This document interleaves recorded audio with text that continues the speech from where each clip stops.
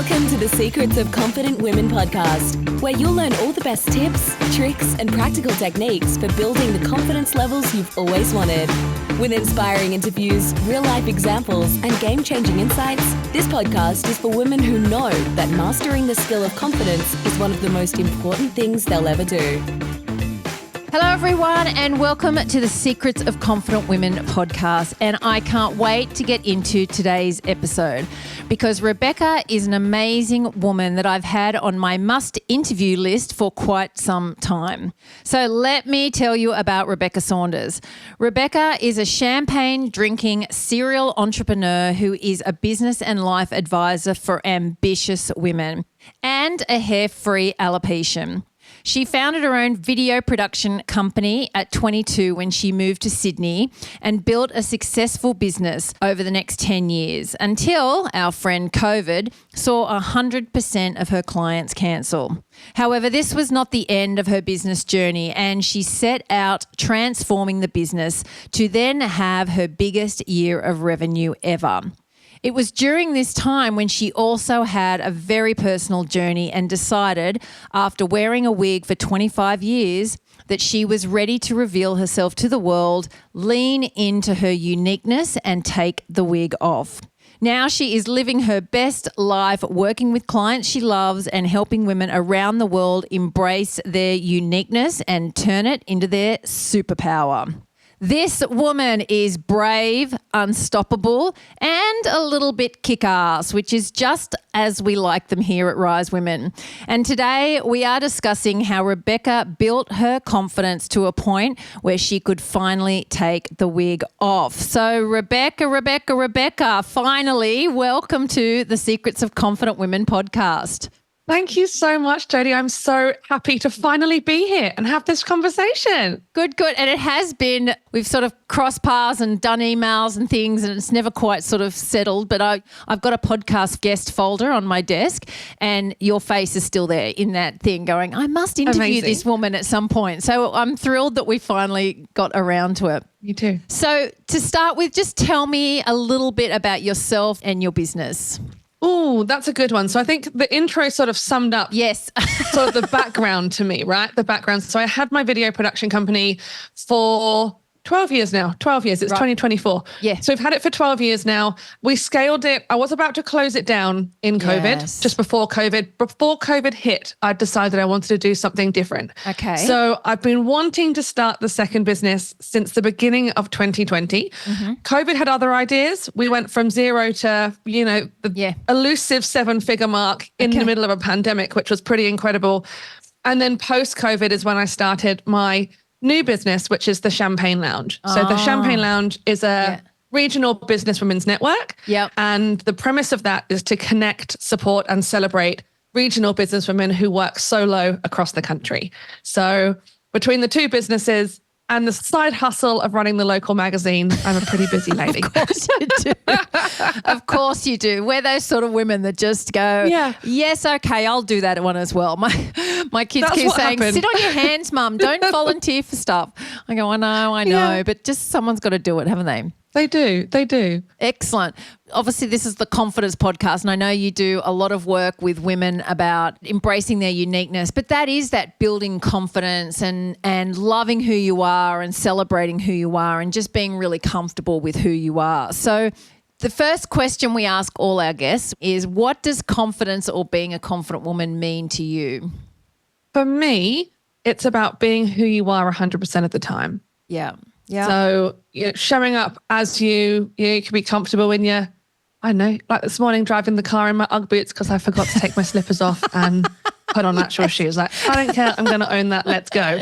Like, it's like, this is me. Love it or hate it. Off we go. Yeah, exactly.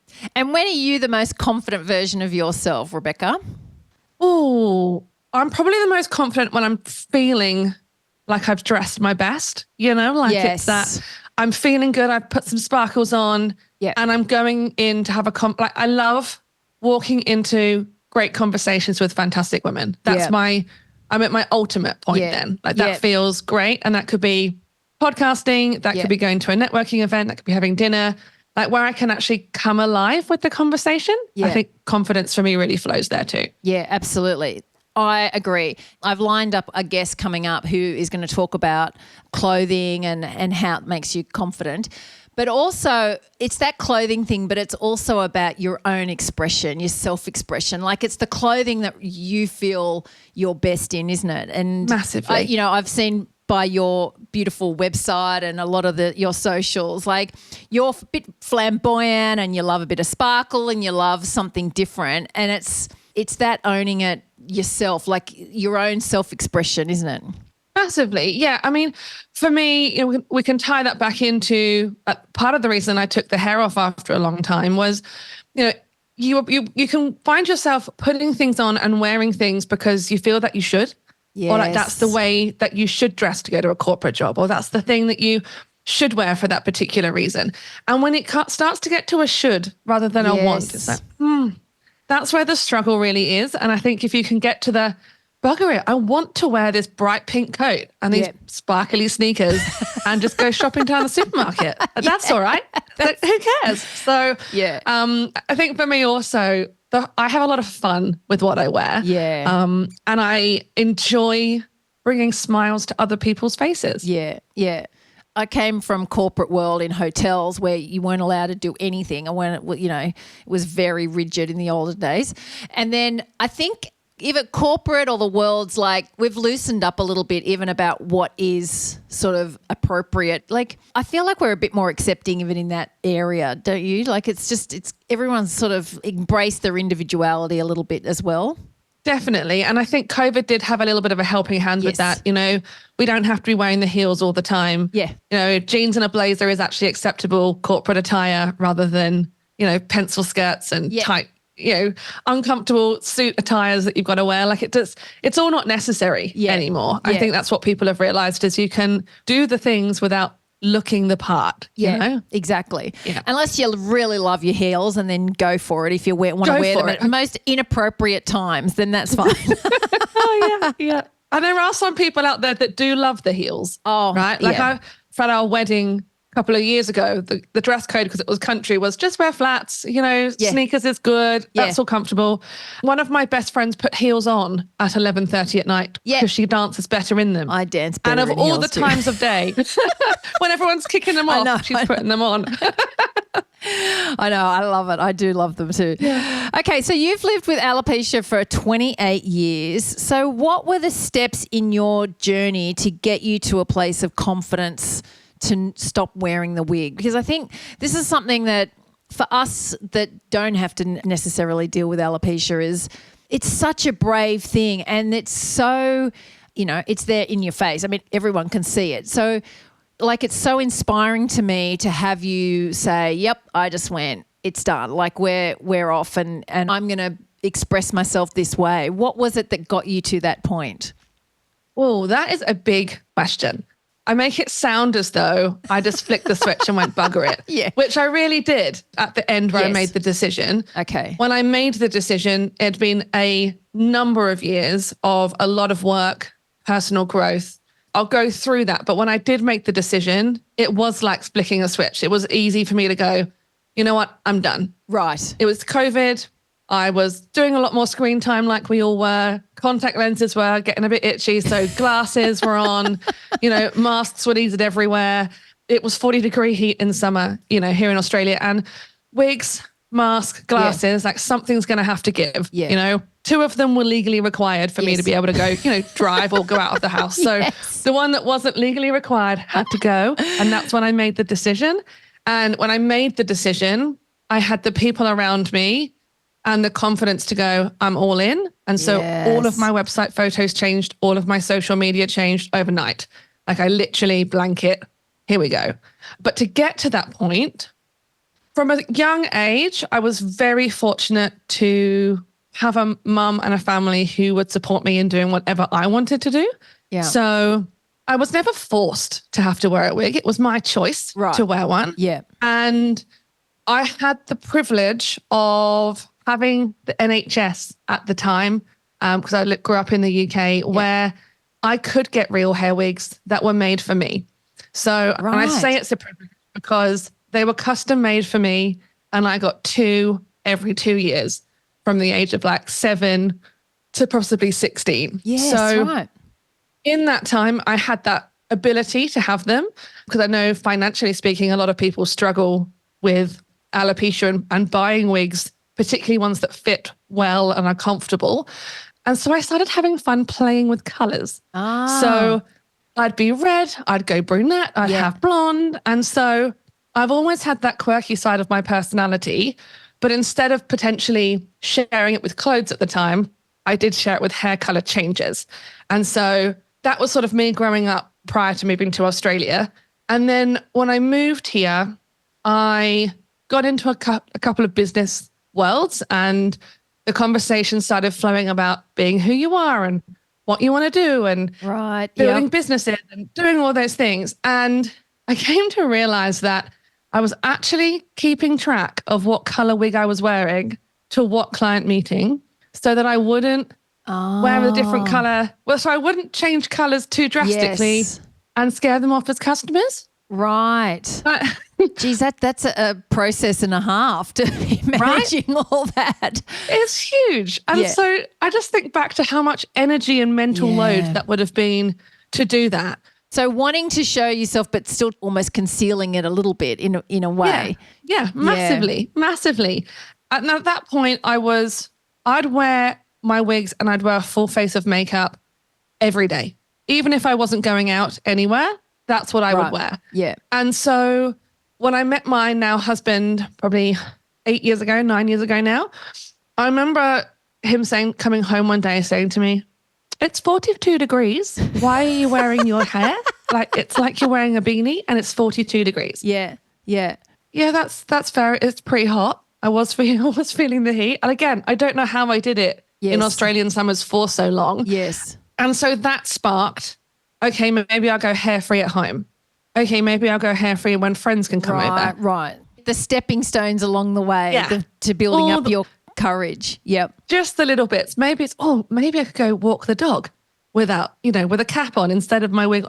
All those little things that were at the time huge milestones were the stepping stones and those stages that, I had to go through. Yep. And then if I fast forward through just multiple conversations with girlfriends, and all my girlfriends are business owners because I haven't grown up here. I've just attracted a lot of people that are business owners. One of my friends during a mentoring session said to me, "You do know that when you take your hair off and just own it, your business will go gangbusters." Wow. Yeah, okay. Well, I'm not ready for that yet. So, okay. And she kept saying it and she kept saying it. And we're talking 5 or 6 years as a process, right? And then sort of middle of COVID, as I was saying, it was that kind of breach in the break in lockdowns where we could actually be free and go and do stuff. I went to the Business Chicks conference in the Barossa Valley. Yeah. And I was sat chatting to Shelley Horton. Oh, I love her. We've had her on this podcast. Yeah, she's so great. She's fab. And she was talking about, her journey with menopause and talking about how to own that. And I was telling her I was just on the edge of, do I do it without hair? Do I not? And she said to me, she goes, "Probably should just own it. People would just want to look at you and say, I wish I had that confidence. You're almost there. Maybe go buy yourself a pair of those fancy pink earrings from the gift shop and wear some big earrings, right? Wear some big earrings and then go give it a go." Yeah. And so it was at that point that I was in the Barossa Valley. I was by myself at the end of the conference. I went on a wine tour and I decided, bugger it, I don't know anyone in the Barossa Valley. Yeah. Let's just give it a go. And no one batted an eyelid. Yes. And so that was my journey to, maybe this is okay. Yeah. And so across a 2-month period was then when I made the decision, I'm done now. Yeah.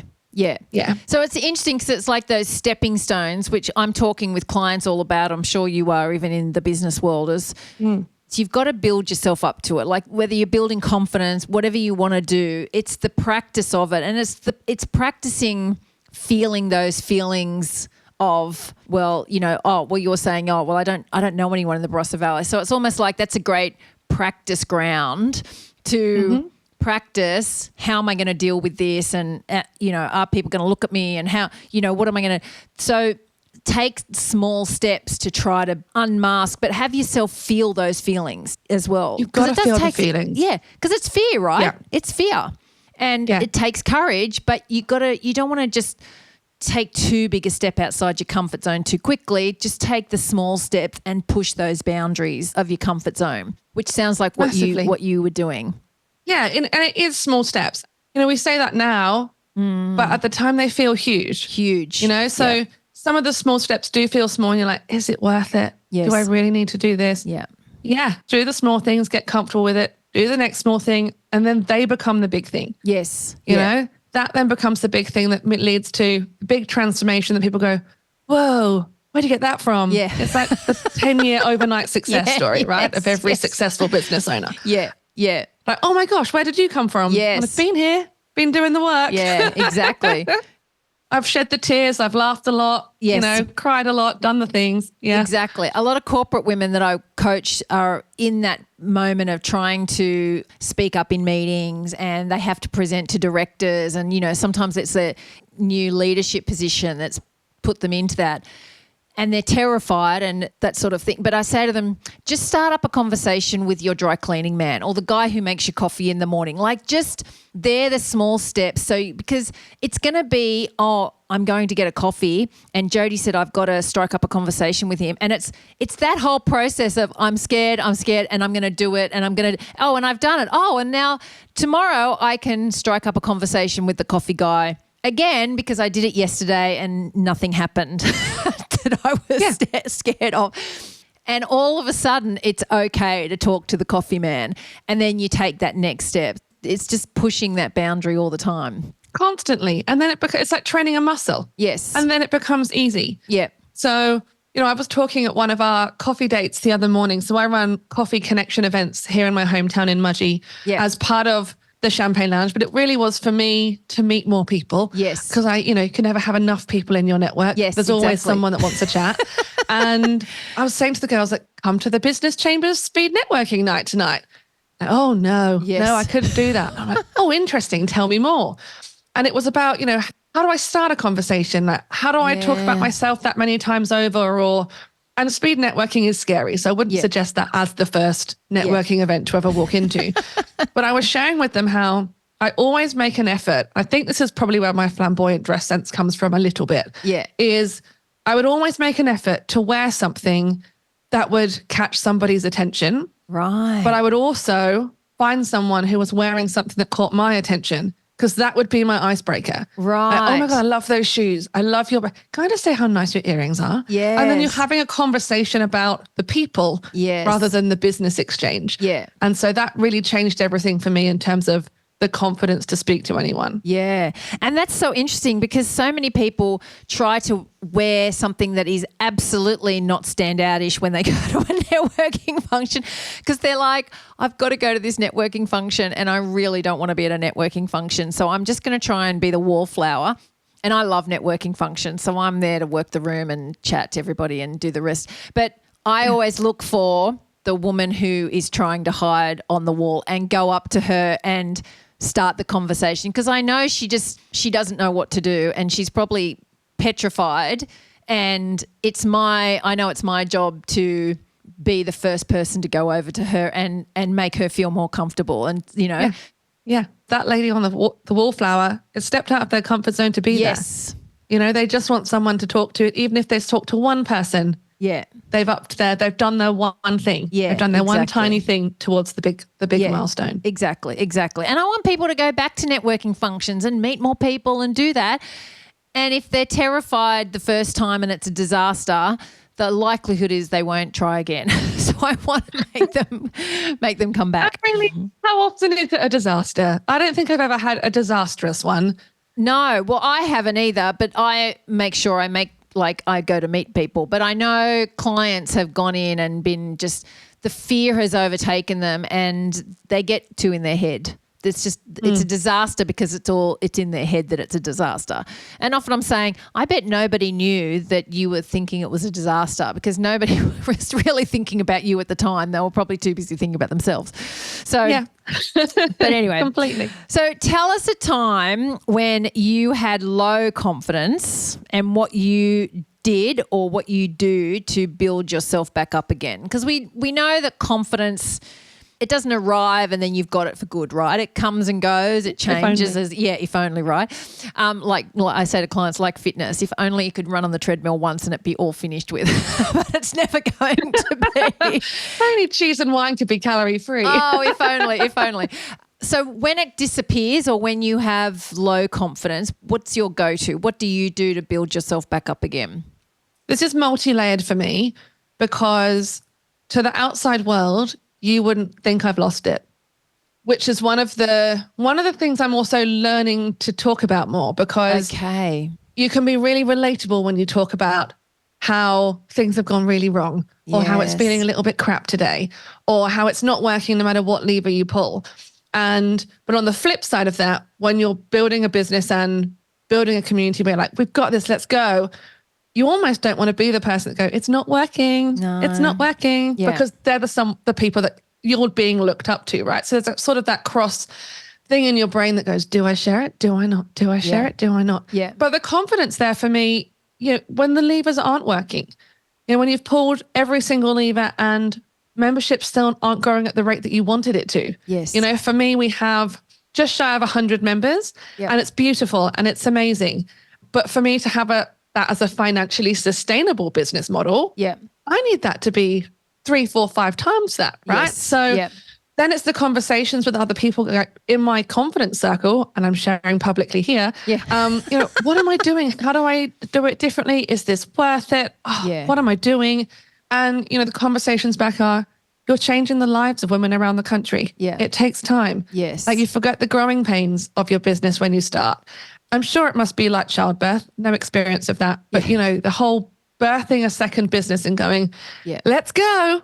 It goes really slowly. And you have to do all of the things, and it feels exhausting, and it feels as though, what the hell was I thinking? Why did I put myself through it? And so for me, that's when the confidence wobbles. Yes. And I've got to go back to tapping into my why. Tapping into real conversations with really my confident girlfriends. Yes. And when I say confident, maybe the confidential deep inner circle conversations. And like I share elements of that in our Champagne Lounge virtual meetups, because for me, I'm hosting and I'm holding space for others. I share my own experiences and I put my own spin on things, but it's there to support everyone in the way. So it's conversation gets me through it. As does, a nice bottle of wine, the movie to cry at. Just let the emotions out. That's true. That's true. Sometimes you do just have to let the emotions ride. Because if you bottle them up, it lasts 10 times as long.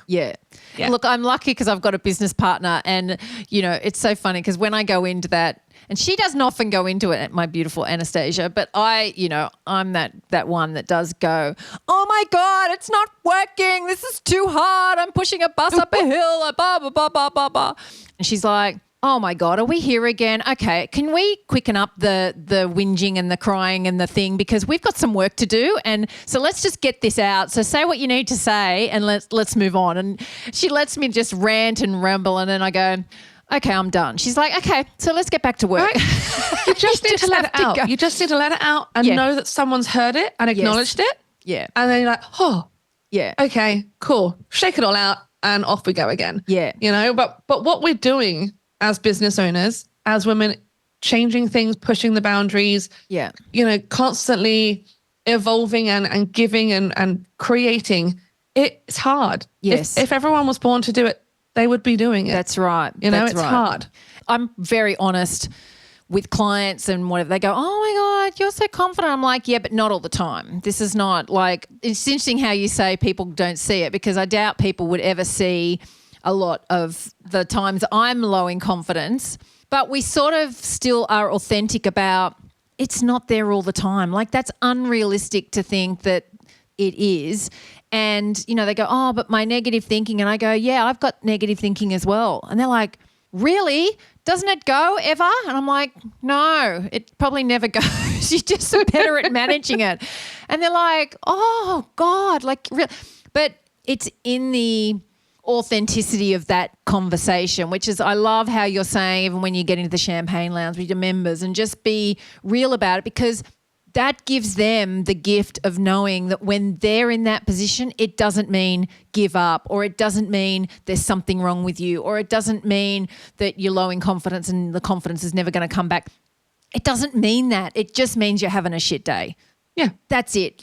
And we all have that, but it's not until these people that they view as confident, got it all together, can work a networking room, whatever, speaking in front of people. But until they view that, and then those sort of people go, oh yeah, and I have really shit days as well, which is why I love Shelley Horton, because on her social media, she is so real about the days when she is just, it's a disaster, and she's but that is relatable. That allows people to know that when it's happening for them, it's not the end of the world. This is just normal part of the process. Completely. It is completely normal. Yeah. We don't all have it together all the time. No. Actually, we don't have it together most of the time. And then the bits I you like see. to think that I have it together sometimes. Sometimes not all. So what is something that you do regularly that you know benefits keeping your confidence levels high? I will happily talk to anyone. I love starting my day walking the dogs, and I do the same loop round town to see the same people and say good morning to every time. Yeah. For me, I get a lot of energy from other people. So give me a room full of people, give me a chance to jump on a podcast and have a chat and inspire and share stories. Give me the microphone in front of a room of people. You know, if you need me to jump into MC last minute, I'm a yes kind of girl. I don't need to think about the prep. I don't overthink the doing.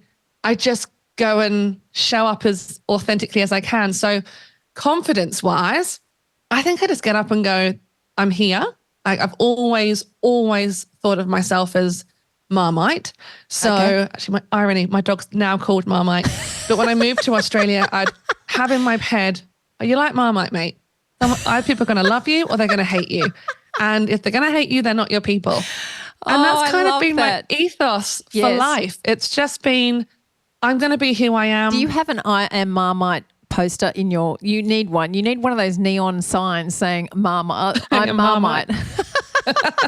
Should look at doing that. Yes. But that's really what gets my confidence up and keeps it up is, I think for me, I live off conversations with other people. I like the smiles. I like good morning in the morning, you know, like, hey, how are you? And the morning people are good like that, don't you? I've got two dogs that I walk, and it is the morning people are that morning, more like they're very, whereas the evening people, if I walk the dogs in the evening, they don't do that. They're just not, the evening people not as chatty, are they? They're not as chatty. It's a different vibe. They're out to exercise and make it happen. And yeah. And I think also for me, I drive a hot pink ute. Oh my God, of course you do. Right? Like I decided a few months ago that I'd wrap my car bright pink and see if that would help get more attention, more followers, more members without this constant slag of content creation. Yeah. It is. It turns heads. It makes people smile. Like, and I love it. Like, you can't miss it in a car park. You can't miss it down the road. People will go, I knew you'd be on this street. I knew you'd be around. I'm like, that's cute. I like that. Oh, that's good. Yeah. I do things without intending the impact that they're going to have. But I suppose for me, I just like the conversations, and I like bringing people the confidence for themselves to have a conversation. Yeah. So you're really leading the way and giving people the space to be who they are too, which is, you know, obviously what we said at the beginning. Like that's what you work with now, is having people's uniqueness be their superpower. But they can only do that by seeing that reflected from you. Well, yeah, in a way, yes. You know, and all of it takes practice. From video world of me teaching people to be on camera, takes practice, love. It takes practice, babe. Just keep going. Yeah. Keep going. It's the same with the clothing. Work it out till you work out what you want to wear. Yeah. Like, it's all right. Just keep going. Just keep going. Just keep showing up, you know? Yeah. Confident people seem to be the unnorm. So you've got to get over that piece. Yes. You'll be seen as the person that's like, particularly in a regional town, who does she think she is? What's she doing rocking up in that pit? Whoa, who's that? You know, and so you've got to be okay with that bit. Yes. There'll be a few little judges on the outside, but that's all right. They warm up. They'll warm up. They'll love it. When they're seeing your pink ute go past. I love it. Is there a picture of your pink ute on your socials? Because I have to go and I'll have to go and have a look. Yeah. That would be good. Okay, so we all know that there are many obstacles and challenges in business. So how do you deal with these? How did you deal with that in that real, when it came to the crunch moment of either giving up your business possibly or transforming it into something else? You got to go head on. I'm a bit like a bull in a china shop when it comes to that. And I don't tend to overthink things. So when you talked about having those voices in your head earlier, I actually don't have them.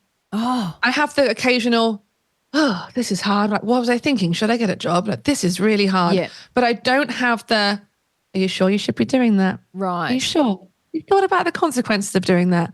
You thought about the risk factor of that? Those things don't cross my brain. Much to my husband's dislike. Yes. Like, do you not think about? No, doesn't even occur to me to think all the different scenarios. I just kind of go. So rightly or wrongly, that's worked. Yes. For me during COVID, so if I look back at a few times, COVID was, guys, I'm ready to close it down. I want to do something new. This is what my plan is. Are you on board? And they were all on board with closing down the current format of the business, which was full-time salaried team, into what we are now, which is freelance model where everything looks the same on the outside for clients, but all my videographers and editors are freelance to me rather than being salaried. So it took the pressure off. COVID had other ideas and I kept them as salaried team members during that time of, oh my gosh, what's going on with the world? But then we had the conversation of, we're just going to have to keep going. Yes. Like, just keep going, open our calendars up, help as many people as possible, and just think differently. Yeah. I think it's okay to do things differently and stay in your lane and have the conviction and confidence to try something new, even if, there's no golden bullet with social media. Emails are a really hard slog to get people on your mailing list now because people have become smarter about what you're going to do with their email when you get it. Yes. So I think for me, these hard challenges are, how can I do it differently? How can I meet people in a different way? So I host dinners at my home and I invite strangers to come and have dinner with us. Yes. And when I started that, it was meant to be a case of, it's still for businesswomen. I don't just open it up to random public, but businesswomen, because my idea was, hey, what if we just had a conversation of 8 of us around a dinner table? Yeah. Because then it's something different. So people have, for the last couple of years, arrived as strangers and left as friends because I chose to open my house up and go, hey, come for dinner. Some people would think that's a bit crazy. Yeah. Probably is a little bit, but, I don't overthink things to answer the question. I just kind of go, should we give it a go? Yes. And that's great. Should we give it a crack? That's probably your superpower, really, because it's like you just move into action without too much of the laborious contemplating and analysing, overthinking, which so many women get themselves stuck in for too long. They really do. Yeah. Yes. And I think for me also, I don't know if it's a millennial thing. I don't know if it's just my way my brain works, but I do the doing myself. So I build all our websites, I do all our graphics, all the creation. Right. And so in doing that, when I have an idea, I just play around with it and execute it almost immediately. For example, one lady at the Coffee Connect last week said to me, I went to sign up as a member, but when I went on the first time, there was like 2 or 3 different types of membership and I went away to think about it. Then I came back and then there was only one. Oh, you must have clicked on the website in that 15 minutes I was having to play. And then I put it all back. And I did it live because that's how my brain works. Yeah. Then I took it all away again. Yeah. Not ready to launch that. Oh, right. Not at all. Yeah. And she was on like going, where am I? What's happening? Yeah. And what are the chances that she was online looking at that site just as I had that one 5 to 10 minute idea of, oh, I wonder. Yes. Let's have a play. What does that look like? Yeah. So just don't overthink things. Done is better than perfect has always been something I've lived by. Yeah. Well, I had one last question for you, but I don't know if it's relevant after that conversation because the question was about experiencing negative thinking and self-doubt and what you do to manage it. But I'm wondering if you just go. Ignore it. It goes away. I'm not thinking. I'm not listening. No. Yeah. No, I just don't think I've ever had it, Jodie. And I say that I will sometimes question, as I said, am I doing the right thing? Yeah. Am I really cut out for this roller coaster ride? Yes. Where's the money going to come from? And that's a glimmer. Yes. It's just a drop in the, oh, well, it'll come. Yeah.